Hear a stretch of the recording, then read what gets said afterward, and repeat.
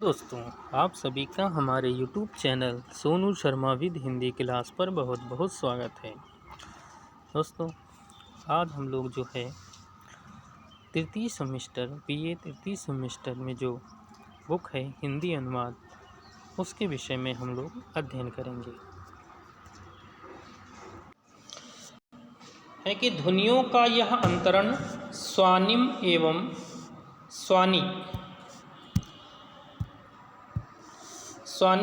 स्वानिक दो आधारों पर होता है, जिसके कारण इसके दो रूप मिलते हैं। ठीक, पहले रूप में बताया गया है लिप्त्यांतरण और दूसरे में लिप्यांकन। हेडिंग करिए लिप्त्यांतरण। लिप्त्यांतरण क्या होता है?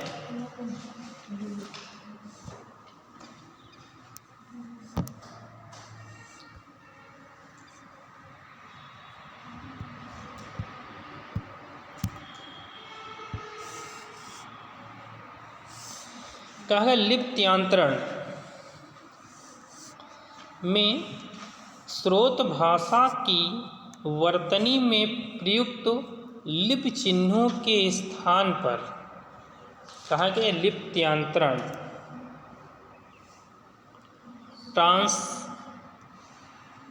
ट्रांसलिटरेशंस इंग्लिश में लिख लिए। लिप्त्यांतरण में स्रोत भाषा की वर्तनी में प्रयुक्त लिप चिन्हों के स्थान पर लक्ष्य भाषा में प्राप्त लिप चिन्हों को प्रतिस्थापित किया जाता है। पहले सुन लो। लिप्त्यांतरण में यह बताया गया कि लिप्त्यांतरण में स्रोत भाषा की वर्तनी में, स्रोत भाषा मतलब जिस भाषा में मूल ग्रंथ लिखा रहा हो, ठीक है, स्रोत भाषा उसको कहते हैं और जिसमें अनुवाद किया जाता है उसको लक्ष्य भाषा कहते हैं। तो उसने बात की है कि लिप्त्यांतरण में स्रोत भाषा की वर्तनी में प्रयुक्त लिप चिन्हों के स्थान पर, ठीक, स्रोत भाषा की वर्तनी में जो लिप चिन्ह प्रयोग किए जाते थे उनके स्थान पर लक्ष्य भाषा में प्राप्त लिप चिन्हों को प्रतिस्थापित किया जाता है। मतलब स्रोत भाषा के जो लिप चिन्ह हैं उनको लक्ष्य भाषा में जो है प्रतिस्थापित किया जाता है। लक्ष्य भाषा के प्रतिलिपि चिन्हों में जो है प्रतिस्थापित किया जाता है, मतलब बदला जाता है। इस प्रक्रिया में मुख्य रूप से 3 चरण होते हैं। पहले चरण में स्रोत भाषा के लिखित माध्यम का रूपांतरण मौखिक माध्यम से किया जाता है। पहला चरण यह है कि स्रोत भाषा का जो लिखित है माध्यम को, उसको मौखिक माध्यम से, पहले स्रोत भाषा का जो लिखित है पहले मौखिक माध्यम से उसका क्या किया जाता है, मौखिक भाषा में किया जाता है। अर्थात स्रोत भाषा के लिए लिप चिन्ह का परिवर्तन स्वनिमिक इकाइयों में किया जाता है। स्वनिमिक इकाइयों मतलब फोनिक यूनिट में किया जाता है। तो लिप भाषा में जो है इसका परिवर्तन जो है स्वनिमिक इकाइयों में किया जाता है। जैसे लिखा है, अंग्रेजी लिप चिन्हों का स्वनिक इकाइयों में निम्न प्रकार से रूपांतरण हुआ है। ठीक, जैसे करके लिखिएगा। पहले में पी का पी अर्थ है, पी का पी, ठीक, एक सिंगल वर्ड है, सिंगल अक्षर, पी का पोलिस, ठीक, या पोलिस मतलब पी का पी ही उच्चारण हुआ, पा हुआ। दूसरे का है सी या TION, SH मतलब सा। सिप का सिप हुआ, मतलब वहाँ का उच्चारण भी सा ही है, और मोशन का भी मोशन ही है, TION ही, ठीक। लेकिन दूसरे वाले में CH लिखा हुआ है, ठीक, या E है, K है, SH। मोशन में जो S है, इस TION दूसरे वाले का TION, ठीक है, इस दूसरे वाले का जो मोशन में TION का उच्चारण नहीं है, वो S का उच्चारण, मोशंस, साया। ठीक ठीक उसी प्रकार CH है ये। CH का उच्चारण पहले वाले में चर्च में चर्च, क्या उच्चारण होगा? C है, चर्च होना चाहिए। ठीक CH का मतलब चाहिए, चर्च है। लेकिन केमिस्ट्री पढ़ते हैं, केमिस्ट्री पढ़ते हैं, तो उच्चारण स्थान के आया, तब का आना चाहिए। ठीक बता रहे लिप्यांतरण मतलब क्या है, किसका किस हिसाब से लिप्यांतरण करना है। तो यहाँ इस के का केमिस्ट्री में क्या है, चर्च में तो क्या सही है, लेकिन केमिस्ट्री में, केमिस्ट्री हम लोग कहते हैं ना, केमिस्ट्री तो कहते नहीं, तो उसका उच्चारण स्थान यहाँ क्या है, के। तो CH का ही उच्चारण स्थान के आया। और आगे वाले में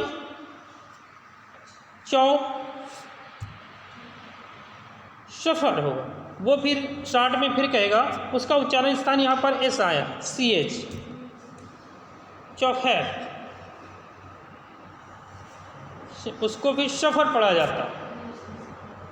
ठीक यहाँ जो है लिप्यांतरण करने में, इसमें भी लिप्यांतरण हो सकता है, इस हिसाब से लिप्यांतरण इसको किए गए। ठीक फिर आगे कहा है कि लिप्यांतरण के दूसरे चरण में स्रोत भाषा के मौखिक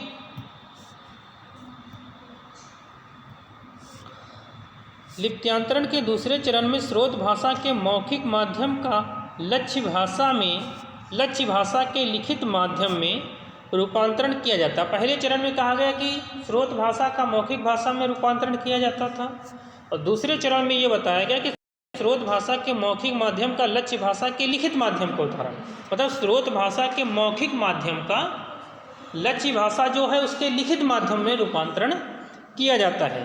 अर्थात स्रोत भाषा की स्वनिमिक ध्वनियों का लक्ष्य भाषा की स्वनिमिक ध्वनियों में परिवर्तन किया जाता है।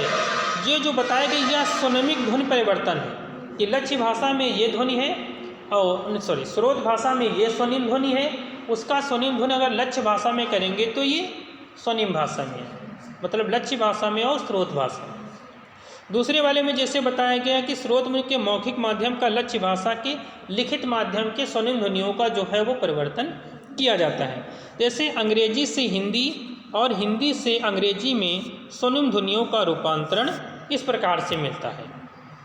जैसे अंग्रेजी में लिखा हुआ है पी, ठीक, हिंदी में उसका उच्चारण स्थान पा। ठीक उसी प्रकार से हिंदी में लिखा हुआ एस, हिंदी में उच्चारण स्थान सा। फिर लिखा हुआ सी के एस, इसका उच्चारण स्थान चा, का और सा है।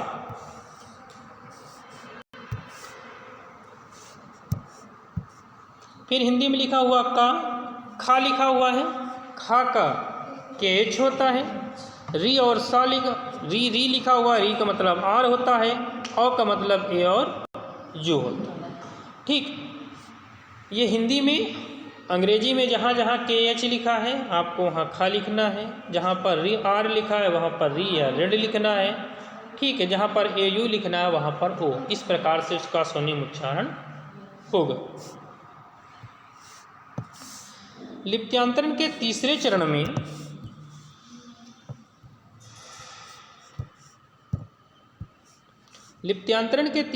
में लक्ष्य भाषा के मौखिक भाषा का उसी भाषा की लिखित भाषा में रूपांतरण किया जाता है। लिप्यांतरण का जो तीसरा चरण है उसने कहा कि लक्ष्य भाषा के मौखिक माध्यम का उसी भाषा के लिखित माध्यम में रूपांतरण किया जा सकता है। वहाँ मौखिक माध्यम है, लेकिन यहाँ लक्ष्य भाषा का मौखिक माध्यम है और लक्ष्य भाषा का लिखित माध्यम में रूपांतरण किया जाता है तीसरे चरण में। अर्थात लक्ष्य भाषा की स्वनिम इकाइयों का उसी भाषा के लिपि चिन्हों में परिवर्तन किया जाता है। ठीक, लक्ष्य भाषा के स्वनिम इकाइयों का उसी भाषा की स्वनिम चिन्हों में जो है रूपांतरण या परिवर्तन किया जाता है। जैसे हिंदी स्वनिम इकाइयों का लिपि चिन्हों में निम्न प्रकार से रूपांतरण हुआ है। जैसे पा का पाही है, सा का सा है, री का री है। लिप्यांतरण की पूरी प्रक्रिया को निम्नलिखित आरेख के माध्यम से हम लोग समझ सकते हैं। ठीक, पहली प्रक्रिया स्रोत भाषा, लक्ष्य भाषा, लेखन मौखिक, लेखन मौखिक। ठीक, इस प्रकार से पैराग्राफ को हम लोग उसको समझ सकते हैं। अब अगला जो है वह है लिप्यांकन। लिप्यांकन क्या होता है?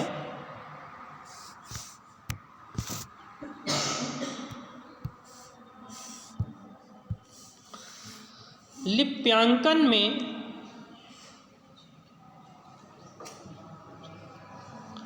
ट्रांसक्रिप्शन, लिप्यांकन का होता है ट्रांसक्रिप्शन। लिप्यांकन में स्रोत भाषा के शब्द की वर्तनी पर ध्यान न देकर उसके उच्चारण को आधार बनाया गया है। ठीक है, लिप्यांतरण में वर्तनी को ध्यान देना था। यहाँ लिप्यांकन में है स्रोत भाषा के शब्द की वर्तनी पर ध्यान न देकर उसके उच्चारण को आधार बनाया गया है। लक्ष्य भाषा में इसी उच्चारण के अनुरूप शब्दों को लिखा जाता है। इसमें स्रोत भाषा के उच्चारण के अनुरूप लक्ष्य भाषा के लिपि चिह्न निर्धारित किए जाते हैं। इसमें अंतर्राष्ट्रीय स्वनिक वर्ण, इंटरनेशनल फोनेटिक अल्फ़ाबेट्स IPA या किसी अन्य लिपि चिह्न व्यवस्था के आधार पर लिप्यांकन किया जाता है। IP चार्ट में विश्व की कई भाषाओं की ध्वनियों का एक समेकित प्रारूप उपलब्ध है। अंग्रेजी रोमन लिपि और हिंदी देवनागरी लिपि के आगे कुछ उदाहरण दिए गए।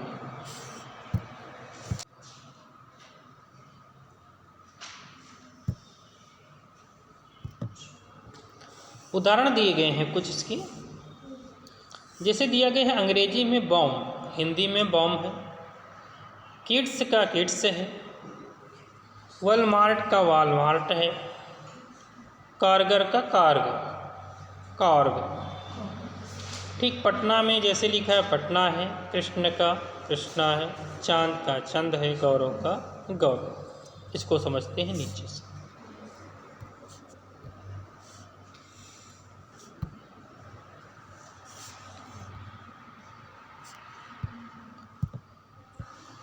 कहता है अंग्रेजी में बॉम शब्द में ओ ध्वनि का उच्चारण आ है। ठीक, अर्थात वर्तुल आ होता है। आ पे लगा है वो अर्ध चांद, मतलब आ, वहाँ बॉम का अर्थ आ। ठीक, ऊपर लिखा हुआ, बाकी हिंदी के ऊपर लिखा है आ। और अंतिम बी ध्वनि का लोप हो जाता है, बॉम। बॉम्ब लिखा है और हिंदी में पढ़ेंगे तो क्या होगा? बॉम्ब होना चाहिए। लेकिन अंग्रेजी में तो BOMB लिखा है, बॉम्ब होना चाहिए। लेकिन वहाँ क्या हुआ? बॉम्ब। वहाँ ए का आ हुआ और बी जो है वह साइलेंट, लोप हो गया। उसी प्रकार बॉम्ब का उच्चारण बॉम्ब है। अंग्रेजी के किसी शब्द के पूर्व अल्प प्राण ध्वनि का उच्चारण अक्सर महाप्राण ध्वनि के रूप में होता है। जैसे किड्स का लिप्यांकन देवनागरी में खीट्स के रूप में होता है। वहाँ का है मतलब अल्प प्राण ध्वनि है, का वहाँ के का होना चाहिए। लेकिन हिंदी में उसका खा हो जाता है। महाप्राण, का के बाद खा आएगा, खा महाप्राण है। ठीक, पहला तीसरा और पांचवा अल्प प्राण होता है, दूसरा और चौथा महाप्राण होता है। तो वही है कि इसलिए किड्स का लिप्यांकन देवनागरी में खीट्स के रूप में होता है। अंग्रेजी के शब्द के मध्य अथवा अंत में आर का उच्चारण अति दीर्घ मतलब आ स्वरों में परिवर्तन हो जाता है। इसलिए वॉलमार्ट का लिप्यांकन देवनागरी में वाल्टमार्ट होगा।